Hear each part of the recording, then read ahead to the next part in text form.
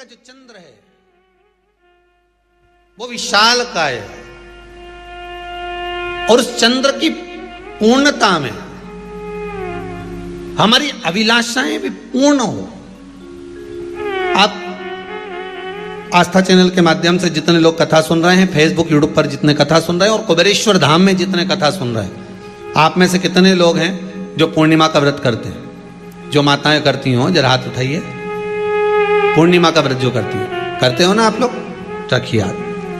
अब पूर्णिमा के व्रत में आपने कई बार किताब पढ़ी होगी पूर्णिमा की, या आपने व्रत किया होगा, या पूर्णिमा का व्रत आप धारण करे होगे, तो उसमें पूजन कौन से भगवान की होती है? पूर्णिमा के व्रत में किस भगवान की पूजन होती है? तो कहा पूर्णिमा के व्रत में केले के खंभ लगाकर पूर्णिमा का जो अध्यापन होता है, पूर्णिमा की जो पूजन होती है, उस पूजन में शंकर और पार्वती की पूजन की जाती है, शिव और नारायण की पूजन करी जाती है, शंकर और पार्वती का स्मरण किया जाता है। किसकी पूजन होती है? शिव पार्वती।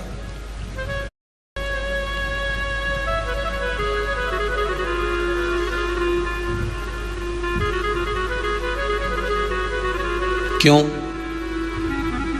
शंकर और पार्वती का पूजन क्यों करा जाता है पूर्णिमा के व्रत में? क्योंकि शिव और माता पार्वती ही केवल एक ऐसे हैं जिन्होंने अपूर्ण लक्ष्मी को भी पूर्ण बना दिया था। किसको पूर्ण बनाया है? लक्ष्मी। पूर्णिमा के दिन अगर आप शंकर भगवान को एक लोटा पानी अगर शिव को समर्पित कर रहे हो, श्वेत पुष्प को रखकर शंकर जी के ऊपर सफेद फूल को चढ़ाकर अगर एक लोटा जल भी, एक पात्र जल भी शंकर को समर्पित कर रहे हो, तो ये लक्ष्मी के लिए ही तो कर रहे हो। और कौन सी लक्ष्मी? पूर्ण लक्ष्मी। पूर्ण लक्ष्मी। आपको पहले भी कथा में कहा, एक बार भगवान विष्णु के सामने लक्ष्मी मैया ने बहुत तेज स्वर में कह दिया था, नारायण, दुनिया के लोग आपका नाम जपते हैं, दुनिया के लोग नारायण नारायण कहते हैं, दुनिया के लोग आपका भजन करते हैं, पर सत्य मायने में कहूं ना तो मेरे बिना दुनिया के लोगों की नहीं चल सकती। मेरे बिना दुनिया नहीं चल सकती, संसार मेरे बिना नहीं चल सकता। भगवान विष्णु ने कहा, ये तो गलत है लक्ष्मी आपका कहना। एक दिन लक्ष्मी को अहंकार आ गया। अहंकार के संबोधन जब माता लक्ष्मी करने लगी तो भगवान, उसी समय पर भगवान विष्णु को क्रोध आ गया और भगवान विष्णु ने कह दिया, लक्ष्मी तू इतनी बड़ी बड़ी बात कहती है कि तेरे बिना नहीं रह सकती संसार। मैं तुझे कहता हूं लक्ष्मी, तू अपूर्ण है। तू अपूर्ण है, तू पूर्ण कब हो गई?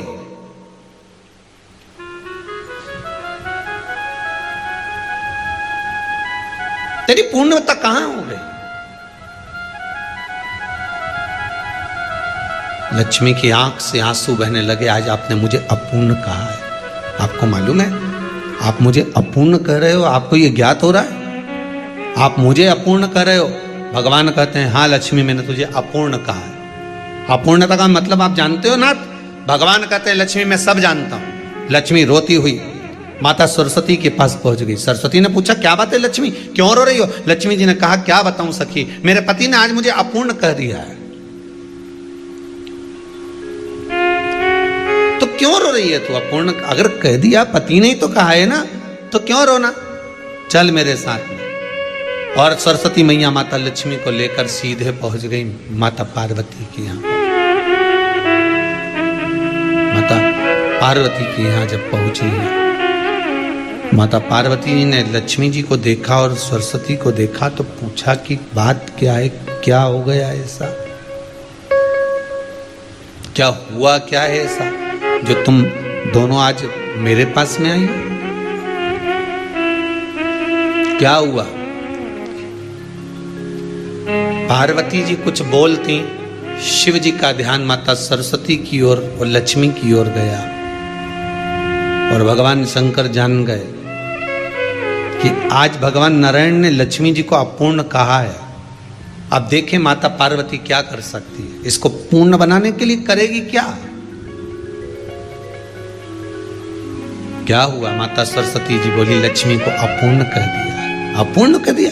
हाँ, तो क्या सोचना उसके लिए, इसको मैं अभी पूर्ण बना देती हूं। माता जगत जननी पार्वती ने गोदी में विराजमान गणेश जी को उठाया और उठाकर लक्ष्मी जी की गोद में दे दिया। ले लक्ष्मी, आज से तू पूर्ण हो गई।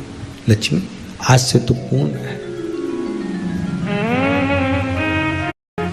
गोदी में जब तक संतान नहीं है तो नारी को लोग अपूर्ण समझते हैं, पर माता पार्वती जी ने संपूर्ण ब्रह्मांड में एक सिद्धता प्रदान कर दी कि अपने गोदी के लाल को, अपने गोदी के पुत्र को माता ने लक्ष्मी की गोद में देकर लक्ष्मी को पूर्ण बना दिया। वो दिन कौन सा था? पूर्णिमा का दिन था। पूर्णिमा के कितने व्रत होते हैं?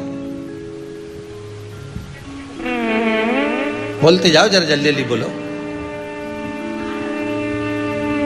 पूर्णिमा के नारियों को, स्त्रियों को अखंड सौभाग्य के लिए, जो नारी वैधव्य नहीं होना चाहती है उस नारी को पूर्णिमा के कितने व्रत करना चाहिए?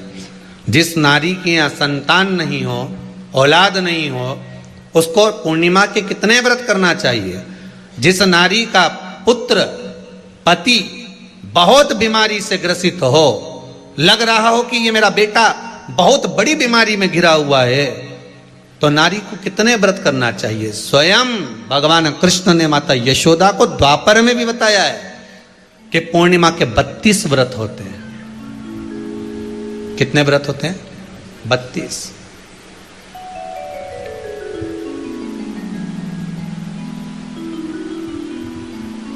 स्वयं भगवान कृष्ण यशोदा रानी को, माता यशोदा जी को भी बता रहे हैं 32 व्रत।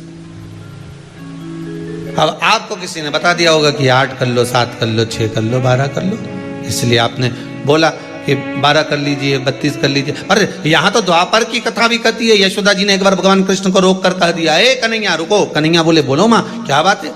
कन्हैया जरा रुकिए, इधर आओ जरा। भगवान कृष्ण आए। हाँ माँ बोलिए। किस जगह का प्रसंग है ये?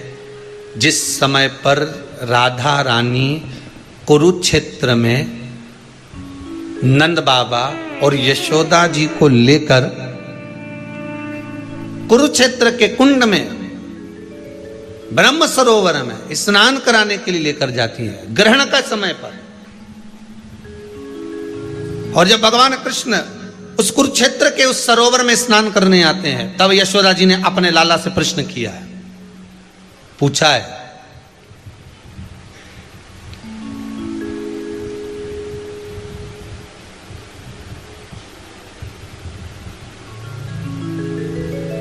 कि नारी वेधव्य होकर ना मरे।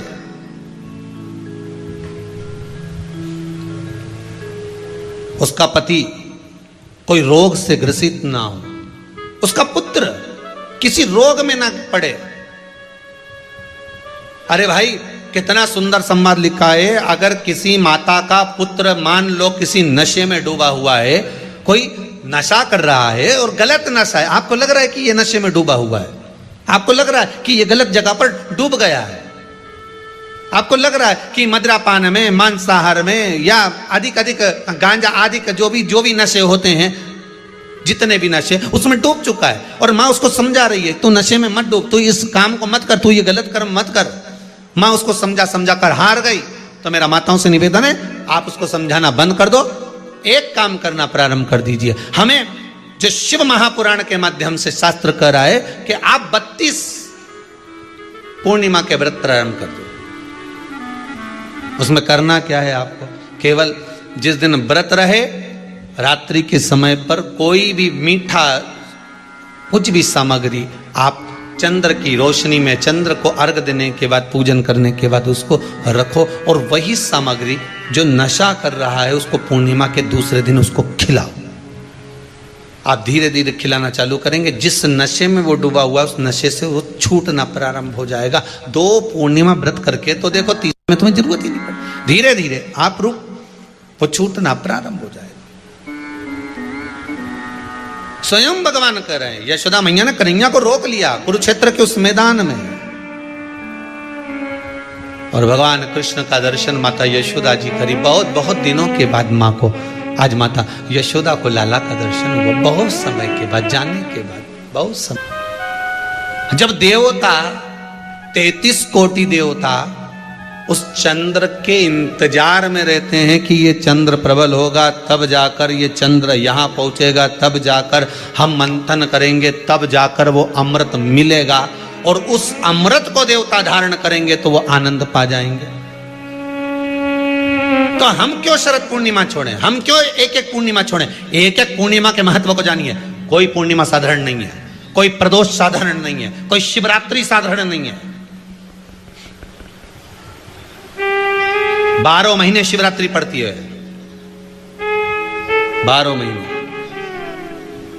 महीने में प्रदोष पड़ते हैं, पर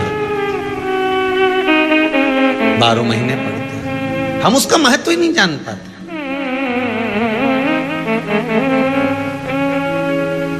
कौन से प्रदोष पर क्या करना है, कौन सी पूर्णिमा को क्या धारण करना है, कौन सी शिवरात्रि पर। कई लोगों को तो यहां तक नहीं मालूम था कि भाई श्रावण के महीने में भी शिवरात्रि आती है। वो तो बस लोगों के कि शिवरात्रि का पूजन हुआ, तो उसका स्मरण क्यों छोड़े हम? अगर ये वेद और शास्त्र ब्राह्मणों को दिए गए हैं, ये वेद और शास्त्र विद्वज्जन को दिए गए हैं, तो इसका स्मरण होना चाहिए कि हम निकालकर जनमानस तक ये चीज पहुंचाएं कि हमें इस दिन ये पूजन करना है, उसका स्मरण होना चाहिए। और वो सुख देने वाला। भगवान कृष्ण से यशोदा जी ने पूछा तो भगवान कृष्ण ने कहा, मां, पूर्णिमा का व्रत अगर नारी 32 पूर्णिमा धारण कर लेती है तो वो नारी बेधव्य होकर नहीं जाती। पर आप लोग व्रत जो करते हो ना, जो भी व्रत आप लोग उठाते हो, सोमवार का व्रत जैसे किसी माता जी ने उठा लिया और वो उठाने के बाद, हम तो शादी नहीं हुई थी ना जब भी सोमवार व्रत करते थे, अब शादी हो गई अभी भी हम सोमवार का व्रत कर रहे हैं, करे जा रहे हैं, और उसका कोई उद्यापन नहीं करा, कोई संकल्प नहीं लिया गया कि मैं 5 करूंगी कि 16 करूंगी कि 25 करूंगी कि 31 करूंगी कि 21 करूंगी। इसलिए पूर्णिमा व्रत का विधान में कहा गया कि 32 पूर्णिमा का पहला संकल्प होना चाहिए। उसके बाद आपकी 32 पूरी हो जाए, फिर आप दूसरे और व्रत कर लो, फिर 32 कर लो, फिर 32 कर लो, पर उसमें पूर्णता का भाव। अभी तक किसी के सोमवार और गुरुवार और शुक्रवार के व्रत ही पूर्ण नहीं हुआ, अभी तक चल रहा है, अभी तक चल रहा है। हम तो सोमवार का व्रत करते हैं, हम तो शनिवार करते हैं, अब शनिवार करते करते 4 साल हो गए, 6 साल हो गए, 5 साल हो गए। भगवान को तो थोड़ा बहुत कुछ खिला पिला के उनको एक बार तो विश्राम दे। ये जितनी पूर्णिमा के व्रत हैं, जितने 12 महीने जो पूर्णिमा पड़ती है, पूनम पड़ती है, ये भले दुनिया के लोग कहते हैं कि ये भगवान राधा और कृष्ण से संबंध रखते हैं, सीता राम जी से संबंध रखते हैं, राम और कृष्ण से संबंध रखते हैं, पर इनका यदि सही संबंध समझा जाए, इनके सही संबंध का यदि स्मरण करा जाए, इनके सही संबंधों का यदि वर्णन किया जाए, तो शिव और चंद्रमा के जो मिलन का केंद्र बिंदु है वही पूर्णिमा है। केवल एक पूर्णिमा वहीं तक नहीं रही कि भगवान कृष्ण और राधा जी ने रास किया। भगवान कृष्ण और राधा जी रास कर रहे हैं, केवल पूर्णिमा वहीं तक सीमित नहीं रही। केवल वहीं तक उसकी सीमितता नहीं है। एक बात ध्यान रखिएगा, यदि काया का रोग हो गया, मान लो शरीर कहीं से सफेद पड़ रहा है, कहीं से काला पड़ रहा है, शरीर में से खाल की फुकड़ी निकलना प्रारंभ हो गई हो, शरीर में काले काले चट्टे पड़ना चालू हो गए हों, या कोई विशेष रोग हो गया, कोई विशेष शरीर में रोग है, बीमारी है, काया बेकार हो रही है, तो सीधी सीधी बात शिव महापुराण की कथा कहती है, सुंदर आनंद में श्रवण कर कर आप अपने जीवन को, ये पूर्णिमा शिव महापुराण की कथा कर, पूर्णिमा आ रही है, कुछ नहीं करना, पीपल का एक पत्ता, उस पत्ते पर थोड़ा सा चावल, थोड़ा सा चावल। पूर्णिमा की रात्रि को अपने हाथ में लेकर, अपने नयनों से लगाकर, शरीर पर से स्वयं उतारकर उसको दरवाजे के पास रख दीजिए। पूर्णिमा की रात्रि को पूर्ण होने पर उस चावल को दूसरे दिन सूंघ कर बहते हुए पानी में डाल दीजिए। महाराज, कितने भी रोग से ग्रसित हो गए, पीपल का एक पत्ता 52,000 ब्राह्मण की साक्षी कराता है। महाराज बहुत ध्यान देना, पीपल के वृक्ष में स्वयं नारायण का, मेरे कृष्ण का वास है। स्वयं भगवान गीता के अंतर्गत कहते हैं कि मैं पीपल का वृक्ष हूं।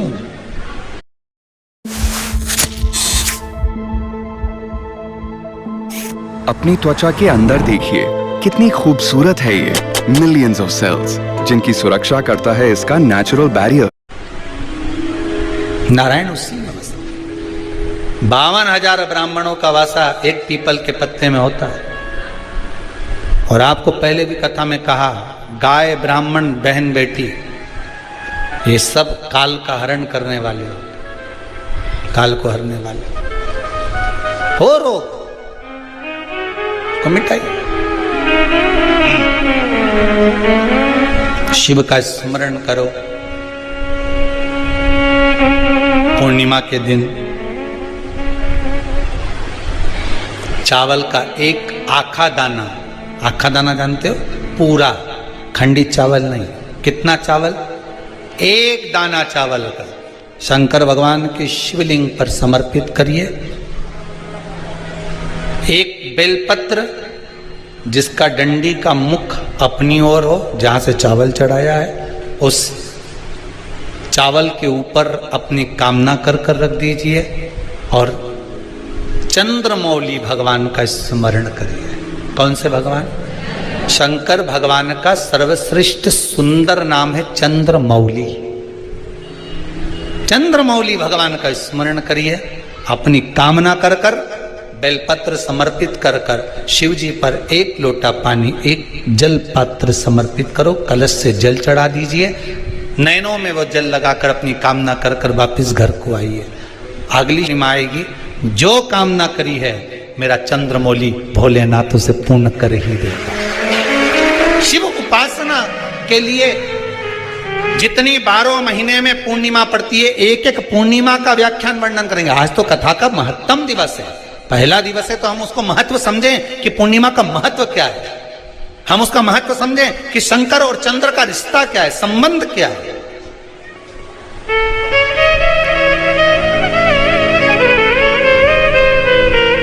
भगवान ने जितनी पूर्णिमा बनाई है, जितने नक्षत्र बनाए, जितनी घड़ी बनाई, जितना पल बनाया, जितना समय बनाया, ये शंकर भगवान ने जो बनाया ये गलत नहीं बनाया, श्रेष्ठता के लिए बनाया, जग के उद्धार के लिए, संसार के उद्धार के लिए बनाया। अब उसका प्रयोग आप करें ना करें या आपके ऊपर है।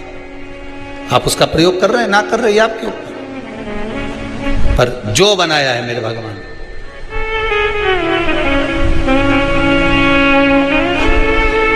शिव देने